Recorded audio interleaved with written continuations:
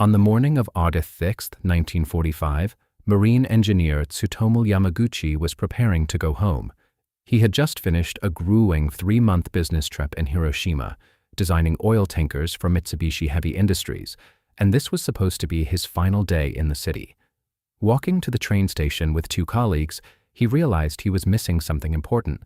He had left his honko, a personal identification stamp required for formal transactions in Japan, back at the office. He separated from his coworkers and turned around to retrieve it from the shipyard. At 8:15 a.m., Yamaguchi was walking near the docks with his seal in hand. He heard an aircraft and looked up to see the Enola Gay circling overhead. It released a small object suspended from 2 parachutes.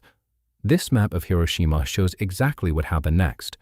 The 15-kiloton weapon known as Little Boy detonates 580 meters above the city center, producing a blinding flash of light and a deafening boom.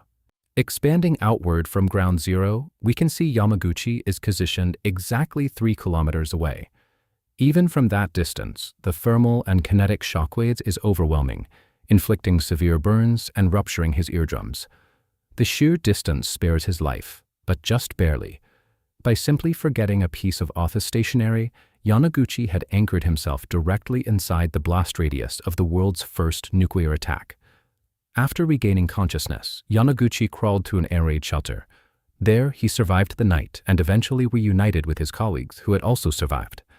The next morning, the 3 men had to walk through the ruins of the city.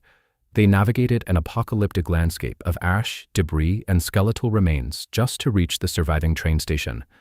Battered and heavily bandaged, they boarded an outbound train, eager to flee the devastation and return to the safety of their families. But in their desperate attempt to escape the nuclear fallout of Hiroshima, the men were boarding a train bound directly for their hometown, Nagasaki. Yamaguchi arrived in Nagasaki early on August 8th. His burns were blackened and so severe that the treating doctor, a former schoolmate, didn't initially recognize him. When he finally walked through his own front door, his mother accused him of being a ghost. While Yamaguchi's story is incredible, he wasn't entirely alone. Records indicate that around 165 people, known in Japan as Nuju Hibakusha, managed to endure the initial blast in Hiroshima and flee to Nagasaki. Despite his critical physical condition, ongoing fever, and heavy bandages covering his burns, Yamaguchi woke up on the morning of August 9th and dutifully reported for work at the local Mitsubishi office. It is a surreal juxtaposition. He was a man submitting a routine business report while suffering from the immediate effects of a nuclear explosion. Meanwhile, the American military was already executing its second strike. They had loaded a B-29 bomber with a plutonium implosion weapon called Fat Man, a 21-kiloton payload that was significantly more powerful than the bomb used on Hiroshima. But Nagasaki wasn't the intended destination that morning. The primary target for this second bomb was actually the massive weapons arsenal in the city of Kokura. When the delivery bomber, named Boxcar, arrived over Kokura, the crew encountered an unexpected meteorological hurdle. The city was obscured by a 30% cloud cover, which was further thickened by black smoke, drifting up from a deliberate coal tar fire started by Japanese steelworkers. The crew made 3 separate passes over Kokura trying to lock on to their target. Failing to find a visual opening through the smoke and running dangerously low on fuel, they made the critical decision to abandon the primary drop site. An erratic mix of passing clouds, industrial smoke, and burning fuel spared Kokura entirely, diverting the apocalyptic payload directly toward Yamaguchi's office in Nagasaki. It is nearing 11 a.m. on August 9th. Yamaguchi stands in his supervisor's office in Nagasaki, giving a detailed account of the absolute destruction he witnessed in Hiroshima 3 days prior. His supervisor listens, but reacts with utter disbelief. He openly questions Yamaguchi's sanity, arguing that it is mathematically and physically impossible for a single bomb to level an entire major industrial metropolis.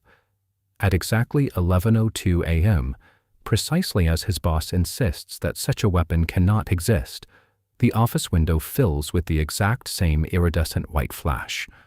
The shockwave shatters the office glass and throws Yamaguchi hard against the floor.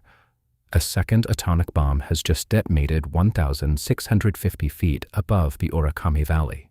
The very moment of human disbelief was physically shattered by the repetition of an impossible event.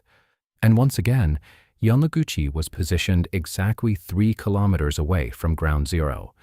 Yamaguchi's wife and infant son had been taking shelter in a nearby tunnel when the bomb fell, and both survived the blast. Yamaguchi himself lived to the age of 93. He spent his later years writing poetry about his experiences, eventually becoming a advocate for nuclear disarmament and speaking at the United Nations about preserving human dignity. In March 2009, realizing his survival could be a permanent testament, he applied for dual recognition. The Japanese government officially amended his records, making him the only formally recognized survivor of both atomic blasts. History books separate the two bombings into distinct chapters, but for one officially recognized life, they occurred in the exact same week, exactly 3 kilometers away, and just 1 desk apart.